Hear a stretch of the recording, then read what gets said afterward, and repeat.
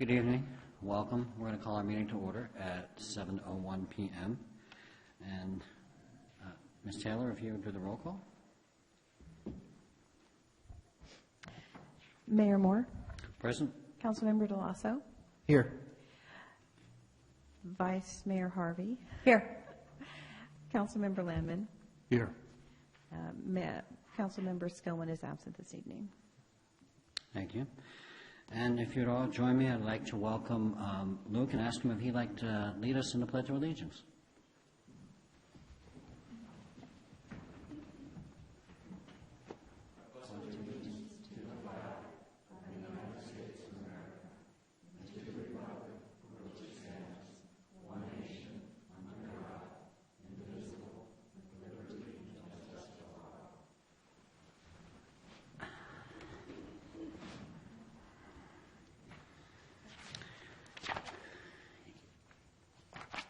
Mr. Barrich. Good evening, Council. For the benefit of the public, I'm former City Councilman George Barrich. I'd like to speak to Mr. Landman's comments about the Pledge of Allegiance at the last Council meeting. In particular, I know that Mr. Landman is upset that I did not agree with Bob Coleman some years ago regarding his intention to put a place on a future agenda to maybe remove the Pledge of Allegiance from these proceedings. You know, I looked at Bob Coleman as kind of my work in progress, and I was really hopeful that I would have been more successful in turning his attitude around regarding the Pledge of Allegiance. But Landman has referred to the council meeting transcripts that he keeps reading from the dais regarding my statements in 2009 and the Pledge of Allegiance. And I challenge Mr. Landman to provide those official transcripts for the public and stop hiding them from behind the dais. He won't provide those transcripts because they don't exist. Tell the truth, Mr. Landman. There were no official transcripts of council meetings in 2009. Why are you trying to pretend there were, Mr. Landman? Let's talk about nodding and, shaking our heads during these proceedings and during the Pledge of Allegiance and so forth.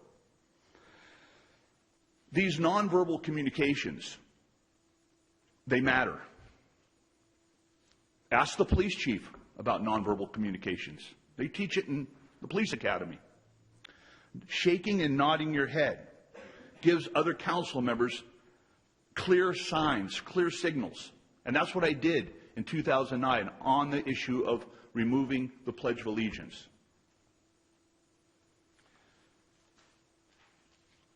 Body language is much more than theatrics, Council. They can be very effective means of communication in government and in business, etc. We almost lost the Pledge of Allegiance in 2009 because, frankly, you people weren't there that night to speak up, speak your piece, add your comments, add your brilliance. Why didn't any of you object to Bob Coleman when you had the chance that night? Did you thank me for adding that the elimination of the Pledge of Allegiance was not needed in that motion? No, you didn't. I thought that issue did not need to be added to the motion of silence, or that issue did not need to be placed on a future agenda.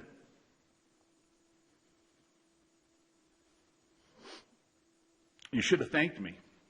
That's why we have the Pledge of Allegiance here tonight. You should have thanked Councilwoman Pat Gilardi as well, who had the nerve to speak her mind. Thank you, Mr. Barrich. Thank you, sir. Anyone else like to address the council? Pledge of Allegiance? Seeing none, I'll close public comment on the Pledge of Allegiance.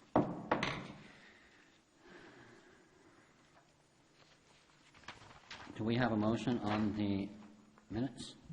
Move to approve. I'll second. All in favor? Aye. Aye. Abstain. I was not. Record show 1 abstention and 1 absence. Thank you.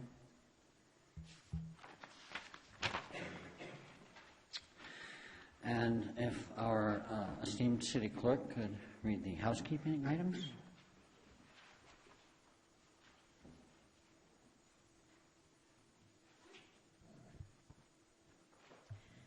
Thank you, Mayor Moore. For the benefit of everyone in attendance, please observe the following. Silence electronic devices, including cell phones. Audience members are advised that the chamber and hallways carry sound, so please keep conversations to a minimum or conduct them outside the building. Photographs or video recordings using tripods or other means that may be distracting are to be taken only from the designated media area along the south wall of the chamber. Members of the public wishing to address the council are asked to complete a separate speaker card for each item. Speaker cards are located on the table inside the entrance to the chamber. Place the completed speaker card in the tray located by the city clerk, and when their name is announced, speakers should come forward to the podium and direct their comments to the city council. Thank you. And I would like to remind the audience that speaker cards are optional, just in case there was any confusion on that. Mr. Barrich? Thank you. For the benefit of the community, I'd like to ask, why are you no longer putting these rules in print on the agenda like you used to? Are you embarrassed to print all the rules? Housekeeping items? They're no longer there. I think you are embarrassed. Why not list all the rules that govern your conduct here tonight? Why list the items and conduct you expect from the public? The council breaks basic rules of order and ethics all the time. Maybe we should review the council's code of ethics, code of conduct. Maybe we need to bring that back, take a look at it. The overwhelming disruptions here have been from the city council themselves, who should have been escorted out of the meeting. There has been a double standard here regarding these rules. Even the Community Voice won't report on the story. 3 years running.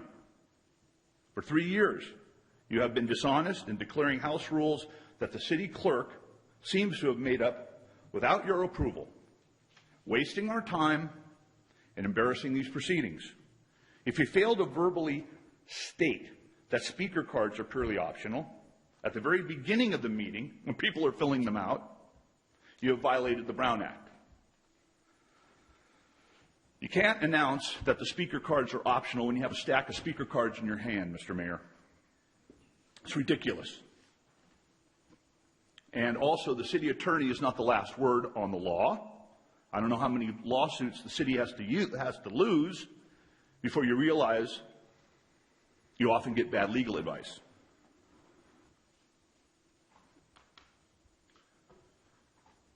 Do away with these silly housekeeping items, common courtesies, and so forth, what you've called them. They're a complete waste of time. You patronize the public with this nonsense. You give this impression that you're holier than thou, that you're not subject to your own set of rules that you just passed and ratified in its second reading at the last meeting. It's patronizing, it's condescending. No other city council that I have ever been to does such a thing. At least they'll write them out and place them on the back table or back wall. I've seen that. But, to have the city clerk to be expected to read this is just really embarrassing. Thank you. Would anyone else like to address the housekeeping items? Seeing none, I will close public comment. Thank you. Now we'll move on to announcements. The City of Cotati has special open office hours on Monday evenings from 5 to 7 p.m. in the Community Development Department at City Hall as part of its Cotati Open for Business program. This program provides personalized assistance and information to developers, current Cotati business owners, and those interested in starting a new business within the city.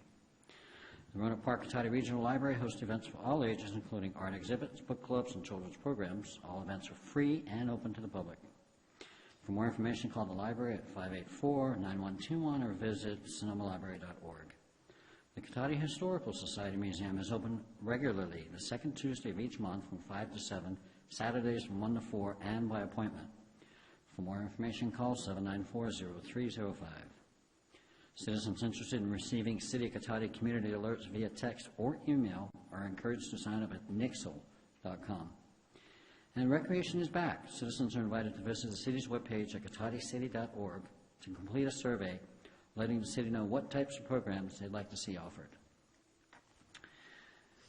And now we move on to Honorary Mayor. Mr. Benson, would you like to join us?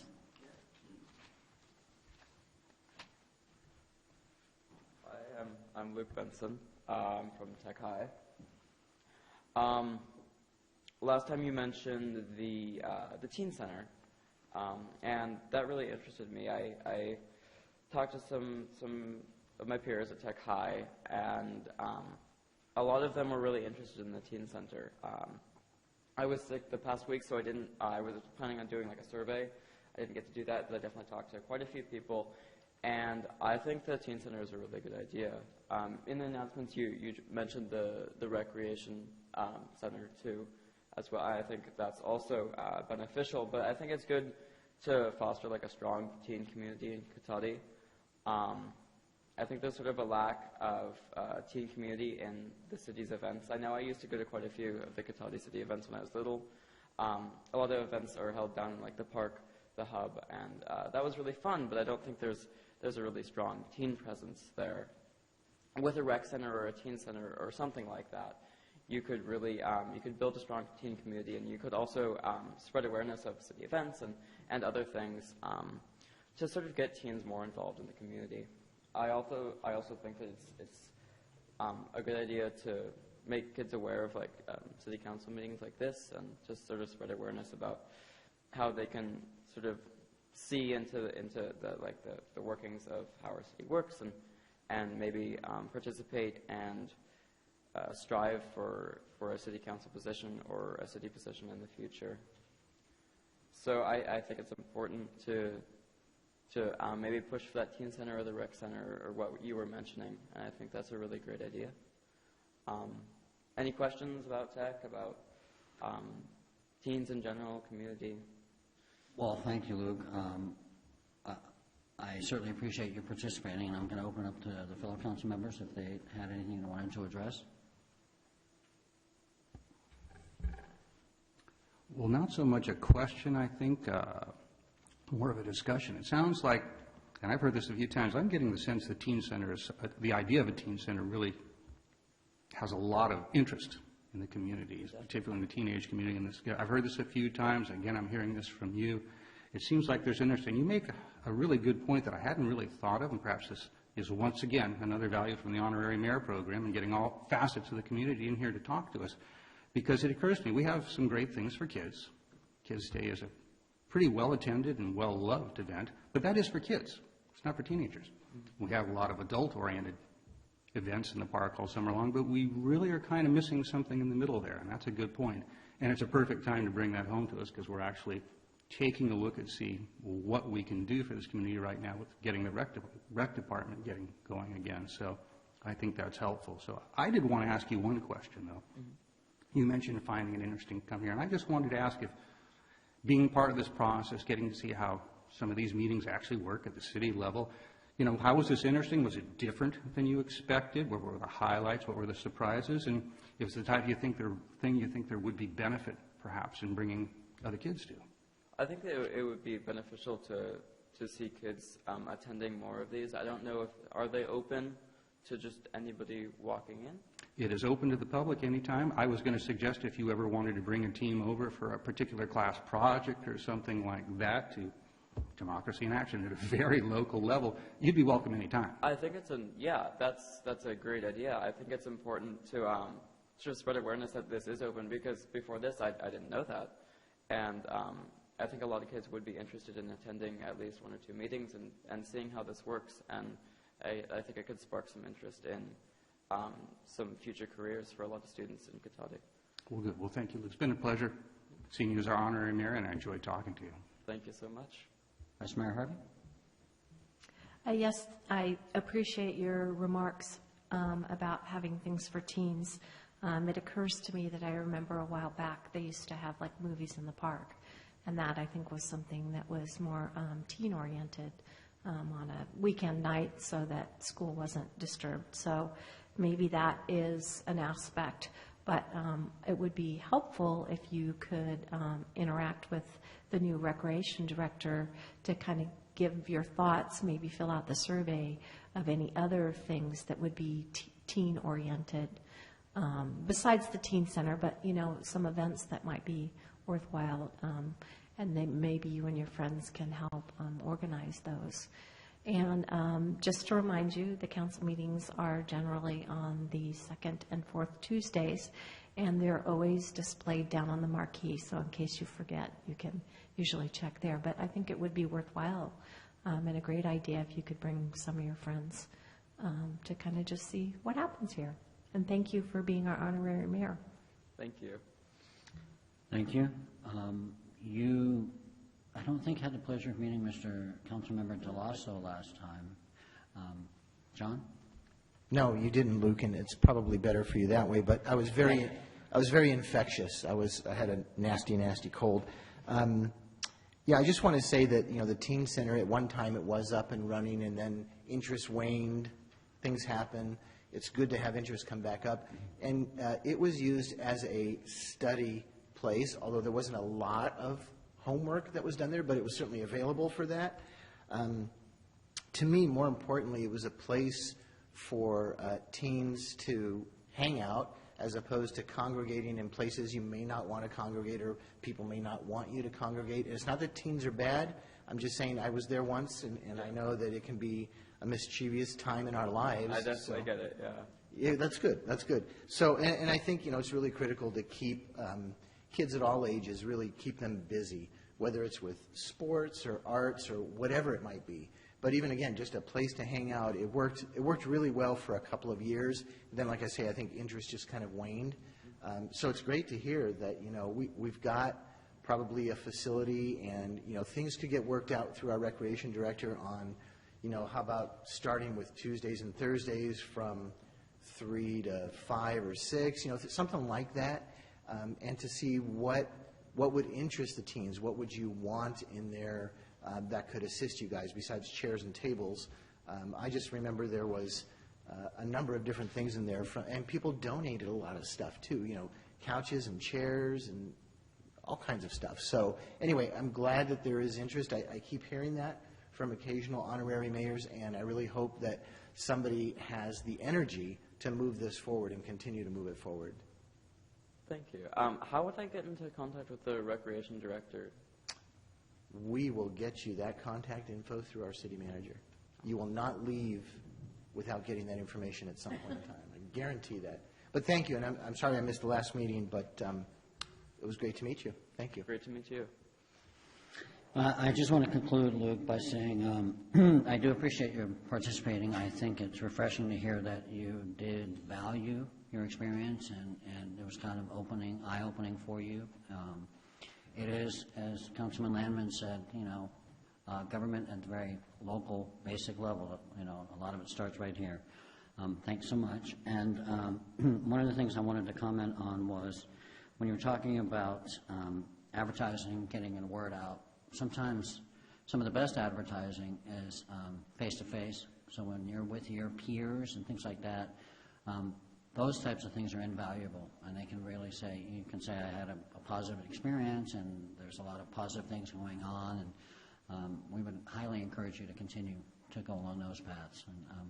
And best of luck in your future endeavors, whatever they may be. I hope to see you when we do put on a Kids Day, because we'll be calling for some volunteers, and that's a perfect age in high school to come help out at a Kids Day. So, and I know you need community service hours, right? Yeah. So we'll look forward to it, and I'd like to present you with this certificate, and if you'd like to have a picture with the council and maybe your dad, you want to come up? Sure. Okay.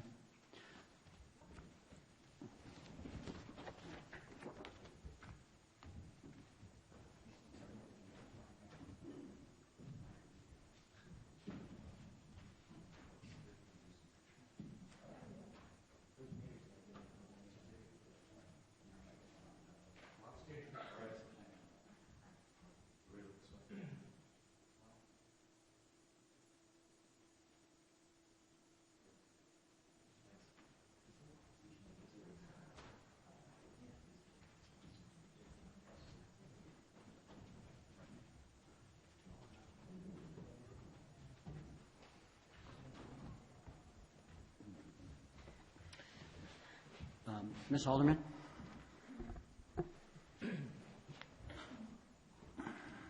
As a former bicentennial year teen council member, I would also like, we've had such great honorary mayors the last few months.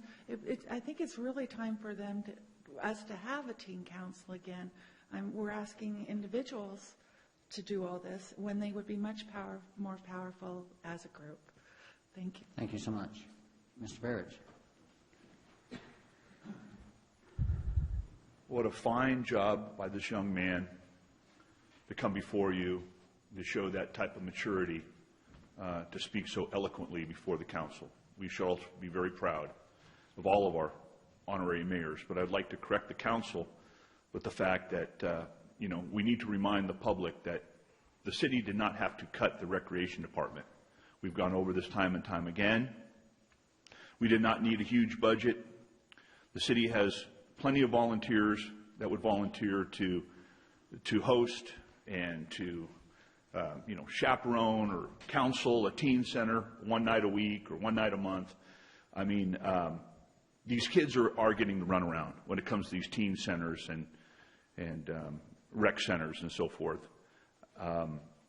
It's disingenuous.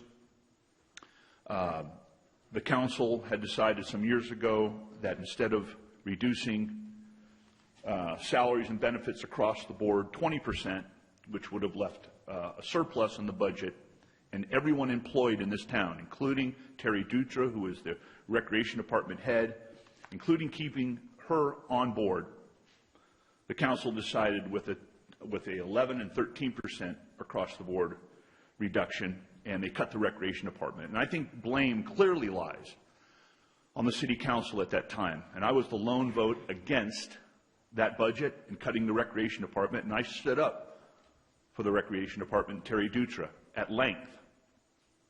Her and I have had some conversations about this.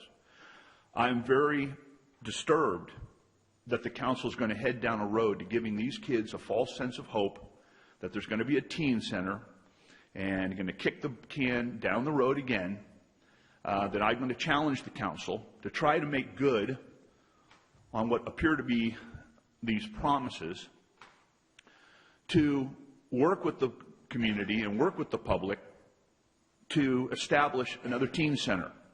If it falls out of favor, maybe we need to look at ourselves. Maybe we need to look at how well we advertise it and promote it.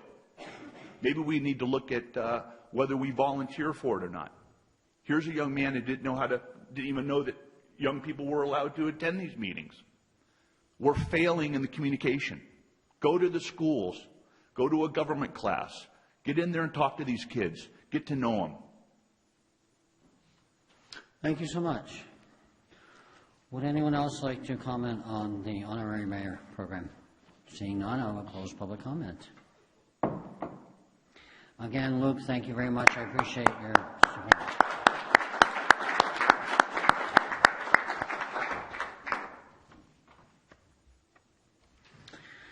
Now we'll move on to the approval of the final agenda. Any changes, Mr. Rubin?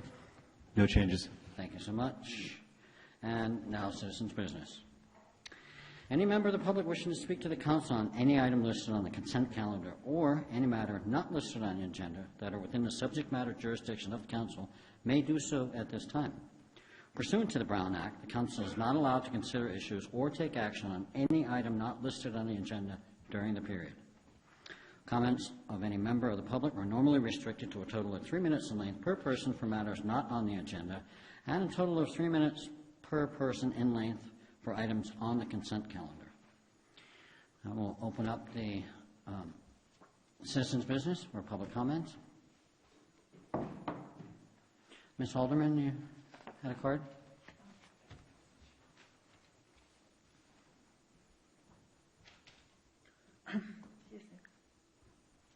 Ethics, I wonder if any of you have them right now. You've been plain cruel to me in recent months undeservedly, all for your own motives and gain. You can't even pass an ethics policy without breaking it beforehand at the same meeting. 3 of you personally attacked George Barrick with the Tell the Truth dialogues you did extraneously to the matters before the council, which was against the ethics policies that were before you. You don't take any criticism of your ways. When I pointed out to Mr. Mayor Moore that you were all using the Rosenberg Rules of Order before they were adopted, I received an angry "because we are." No ethics, no room for any input outside of your own, and you never take responsibility for your mistakes or your behavior.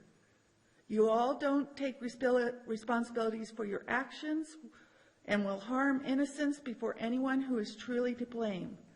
You facilitate the foreclosure sale and fraud by the Stanleys with your actions, not once enforcing a building code against them for 16 months and illegally perpetuating the falsehood of the existence of a lawful temporary occupancy permit of a damaged building.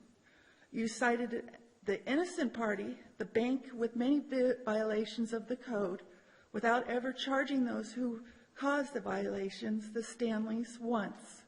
That is not equal treatment under the law. You allow civil rights violations and discrimination, which is against your ethics code. You allow Vicky Parker to discriminate against me for an assumed disability I don't have on December 8th. You violate civil rights to free speech of citizens regularly. Even when the city lost a civil rights case and was reprimanded by the judge about impeding free speech, 3 weeks later, you all decided to violate my civil rights in the same manner. I haven't seen anything from any of you showing 1 ounce of ethics, especially in the last few months. You've harmed innocents rather than face consequences at every turn. You've been downright cruel to my family and me for many months. You treated us like second-rate citizens. You do not represent, with your lack of ethics, the good citizens who voted for you all. Are you all going to continue on this morally and ethically corrupt path you are all on? Mull over this. Meanwhile, stop harming the citizens' innocence in situations for your own gain, financial or otherwise. Thank you. Mr. Barrich.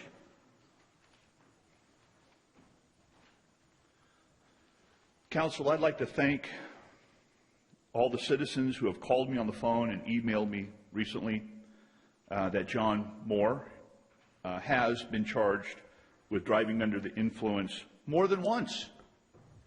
Kind of came to a surprise to me, more than once, and convicted of being drunk in public in the city of Cotati.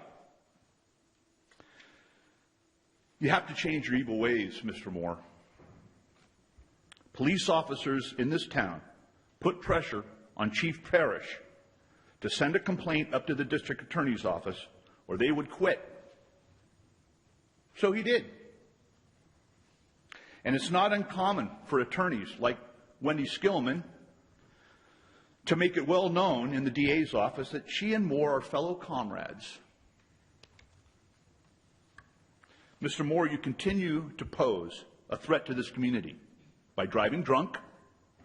I believe the Cotati police officer who sent me this email, which I will share with the public again tonight. Had the voters in Cotati known the truth about you, Mr. Moore, you would not be sitting in that seat tonight. You're bad news for Cotati. You're hurting business in Cotati.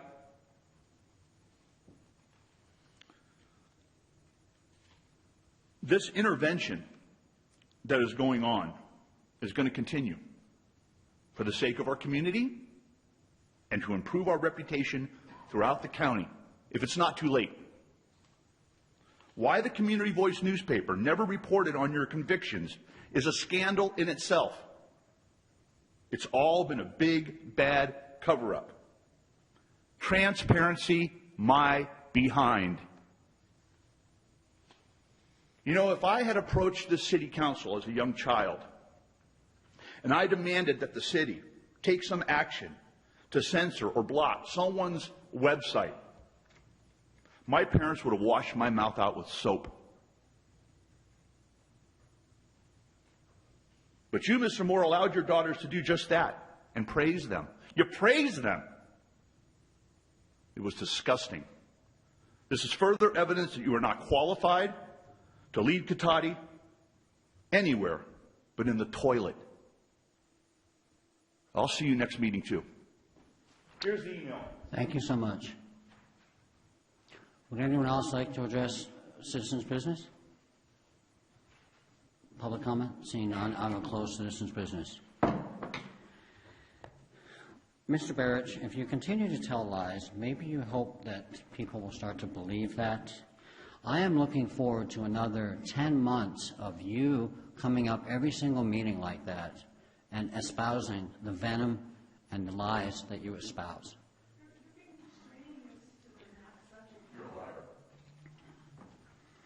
Okay, next. Any direction on any future agenda items? For some reason, I can't think of anything at the moment. Thank you. Seeing none, we'll move on. Now we'll move on to the consent calendar. Move to approve? I'll second that. Do we want to have any public comment on the consent calendar? Seeing none, I'll close public comments. We have a motion and a second. All in favor? Aye. Aye. Opposed and absent? None. Absent one. And we have no public hearings tonight, so we'll move on to the regular agenda item. Number 4, authorizing the inclusion of incorporated properties into the California HERO program. Mr. Robid? Thank you, Mayor, members of the council. So I think everyone is fairly well familiar with the Sonoma County Energy Independence Program, which was the first one that, I think one of the first in the state actually, that the county set up for what's called the PACE program, Property Assessed Clean Energy Financing. And basically what it is, it's a way to finance, I'll use air quotes, clean energy retrofits on your property and have it basically be put on your property tax bill. And one of the primary advantages of that is it's not personal debt. It's on the property. It stays with the property. If you sell the property, the buyer of the property inherits the clean energy retrofit as well as the payment to it. And it's something that's normally disclosed in a property sale transaction.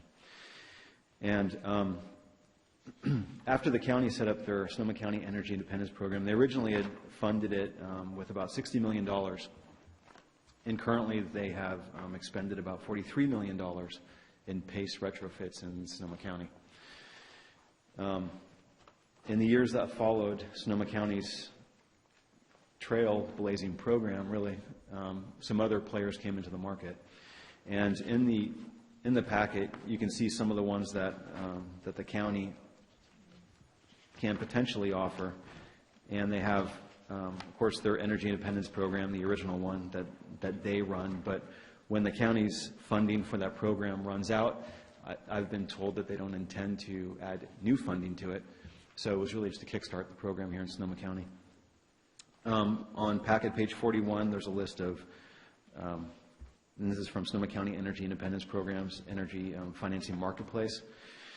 You can see the first column there at the bottom of the page is Sonoma County Energy Independence Program. There's a program called California First Efficiency Financing, which is a similar kind of program, but we're not talking about that tonight. We are talking about the HERO program, which has just been in operation longer.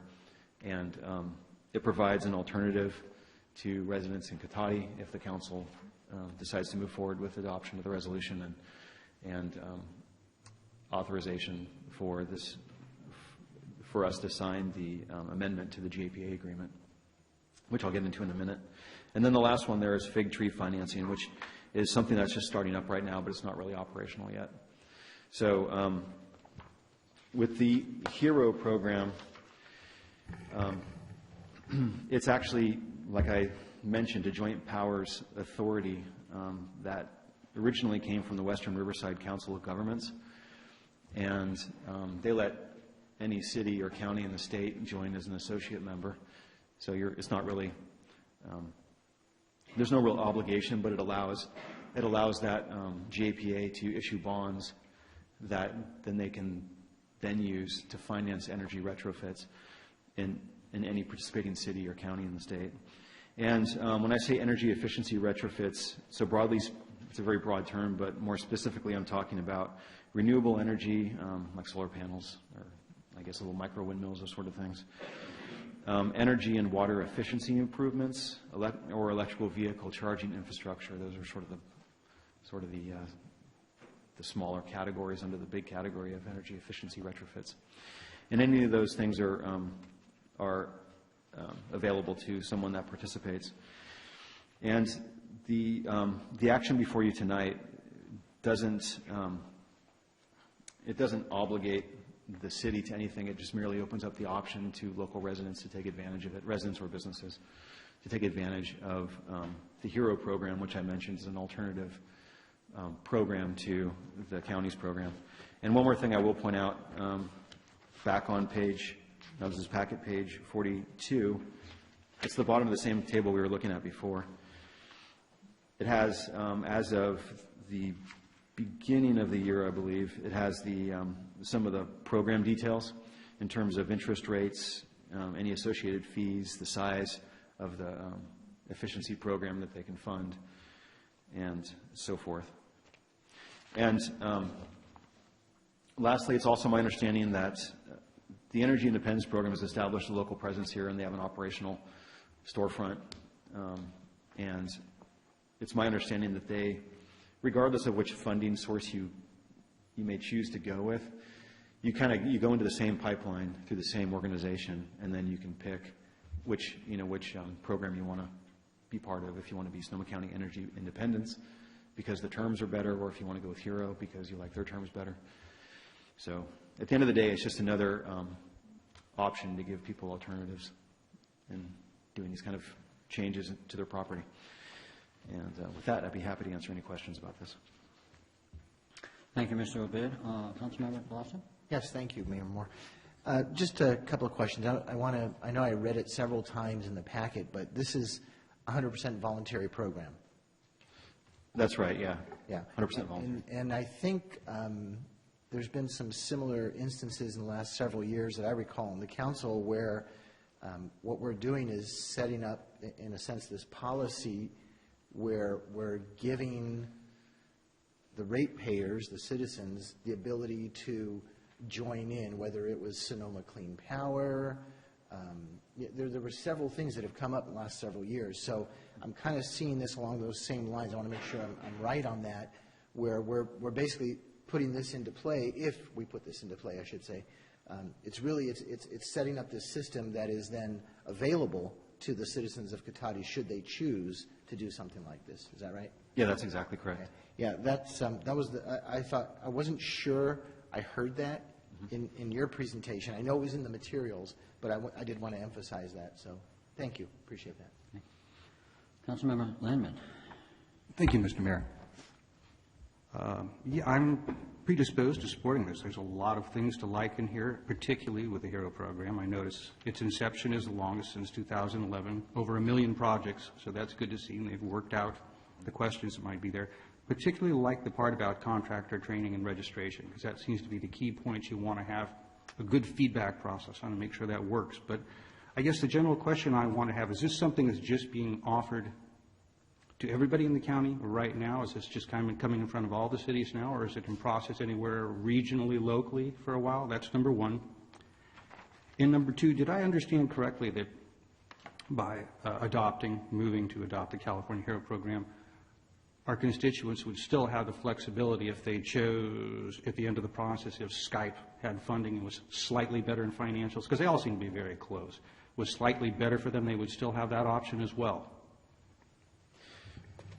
Yeah, so taking the second question first, our residents would still have the option to go to either program, whichever one they chose to go to, provided the Skype still has funding available. So it's completely voluntary and you're not locked into anything? Right. It's totally voluntary to do it.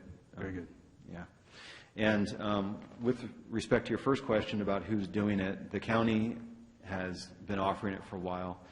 And at this point, many of the cities in the county also, through becoming associate members of the GAPA, also have allowed their residents to join in if they want. So not exactly something new under the sun. It's not new, no. Good. Thank you. Vice Mayor Harvey. Most of my questions have been answered, but I do have one more, and that's, do we have any idea on the Sonoma County program how many of our Cotati residents have taken advantage of that? You know, Do we know? yeah, I don't, so they often come in through the building department, but we don't see the back end of it, whether they actually sign up through that funding source. So, I mean, I could find that information out, but I don't know. It just would be interesting to know, as we go through, because probably more of these will come up and more offerings for different things. It would just be another piece of information that would let us know that, people are interested in them. But thank you. All right. Thank you, Vice Mayor Harvey. And at this point, I will open it up to public comment if anyone would like to address the item on the agenda.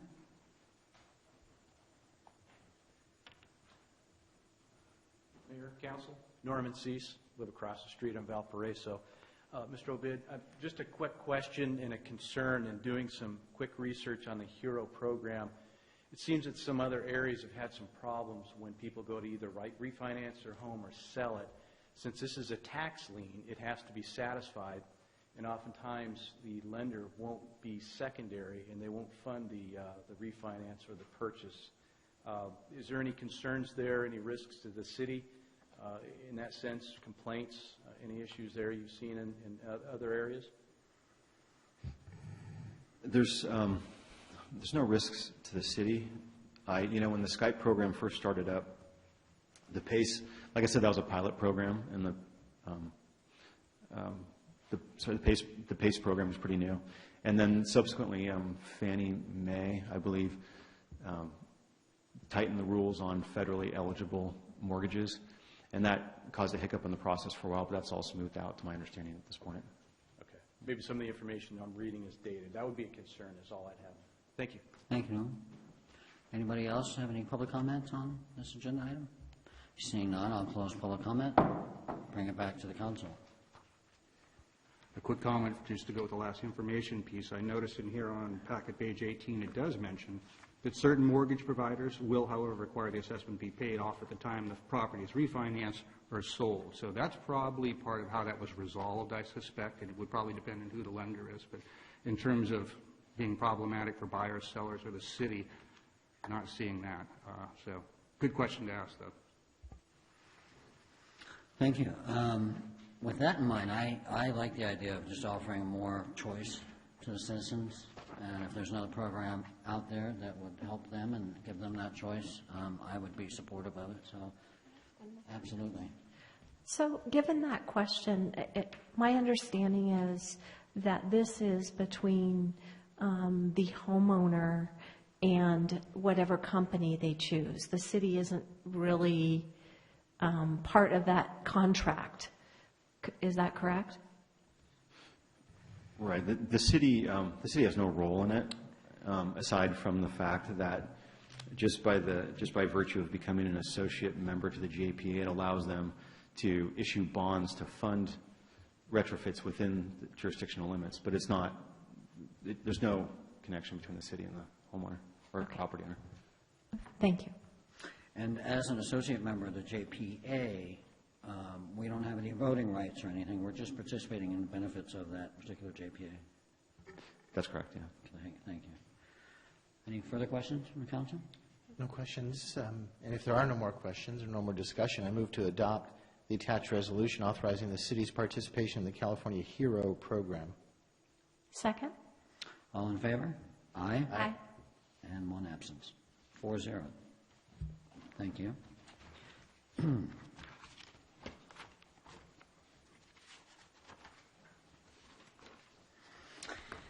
And do we have any corresponding pending legislation? No. And now we move on to the city manager's report. Thank you, Mayor, members of the council. So I hate to preface this by saying I'll be brief because I always go long when I say that, but I will try to be brief. So it's a couple things going on that I thought I'd just mention to you everyone here tonight. We recently took part in what's called a SITE event, which is the Combined Intensive Traffic Enforcement. And that's it's a voluntary effort between all the police agencies in Sonoma County, where they get together once a month and they send their traffic officers to a certain jurisdictional location or locations, and they do what they call saturate identified, speeding areas or whatever for part of a day.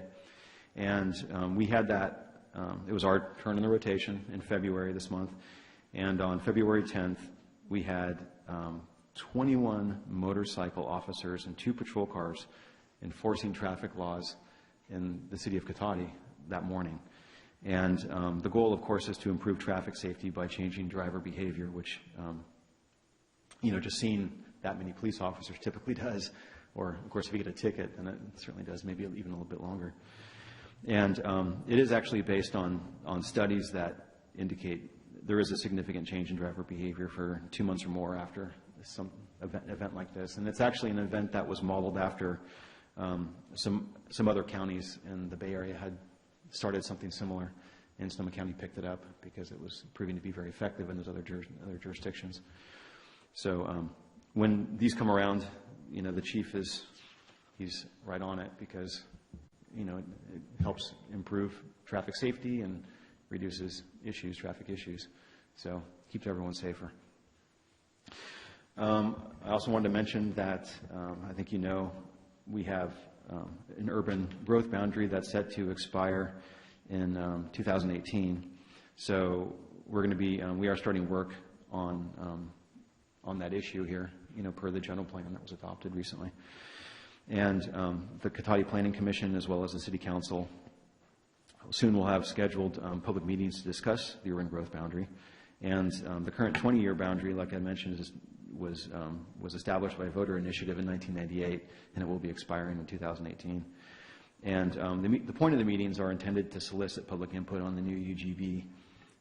And if everything goes according to plan, the idea would be to try to place it on the November 2016 ballot. And we expect these meetings to start occurring in March. So the community development is heading up that. And if anyone has any questions about that, you can contact me or contact Vicki Parker. I also wanted to mention that we are finalizing an RFP for web design services to update our existing city website.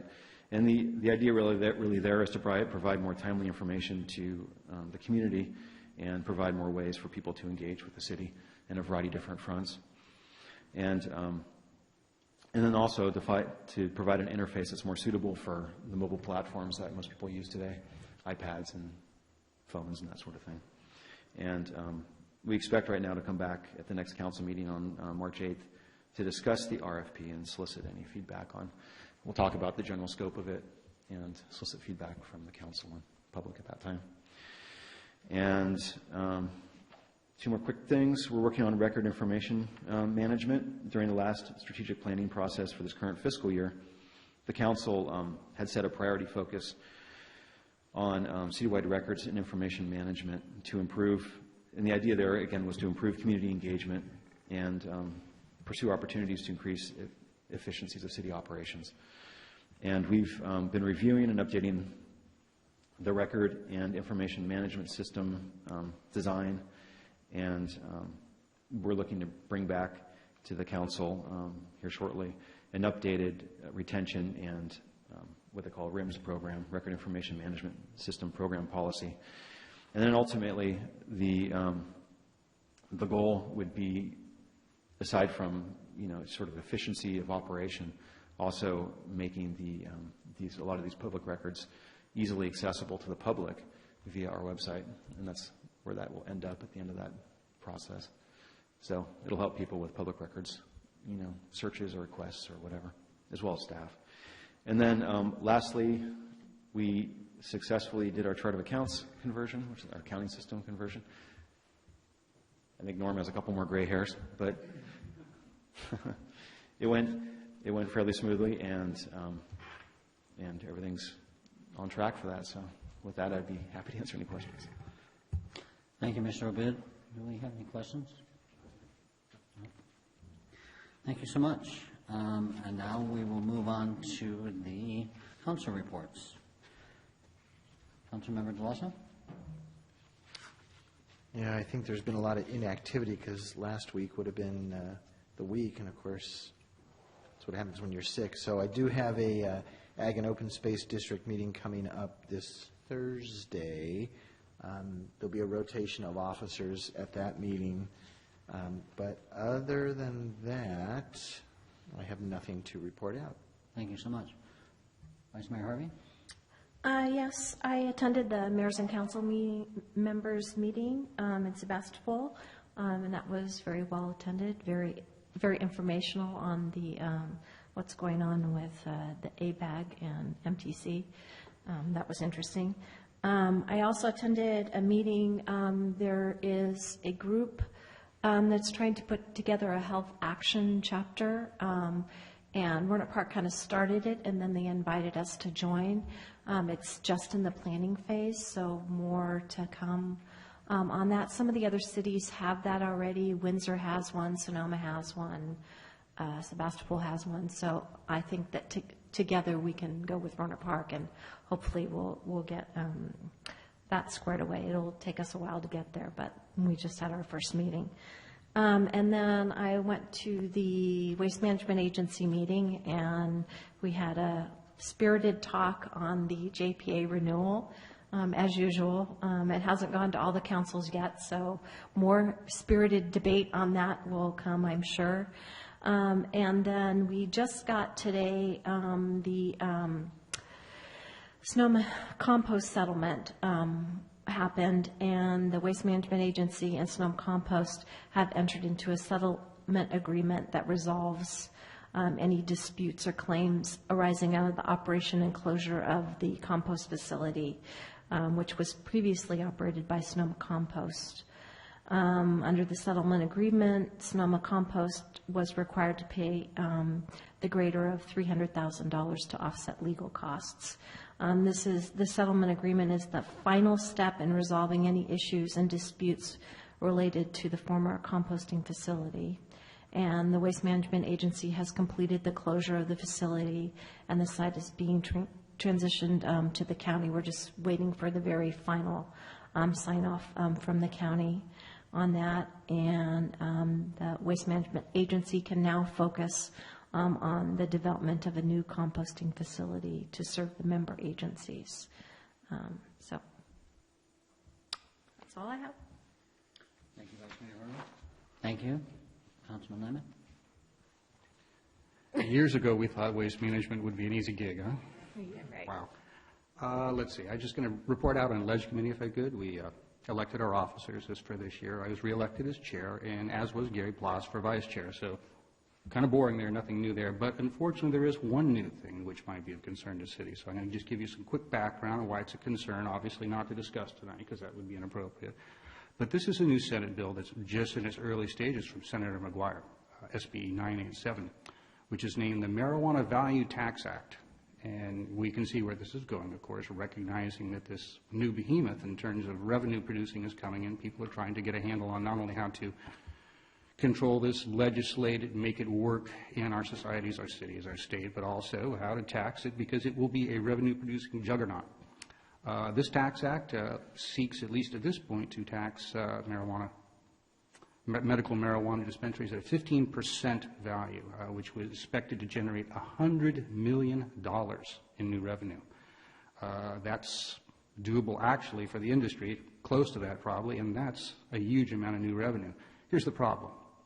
Right now, the proposed split of this money is 30% to the state's general fund, 20% to state parks. I'll see one smile for that probably.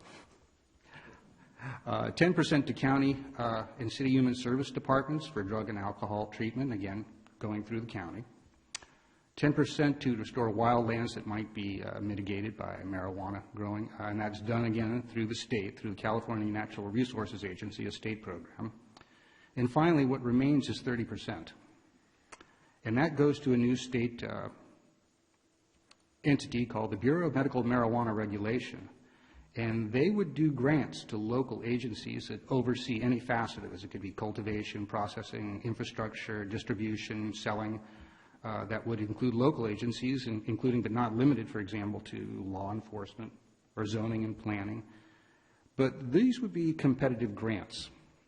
And usually what that means for most cities, particular smaller cities and particular cities in Northern California, is you will see pretty much nothing from it.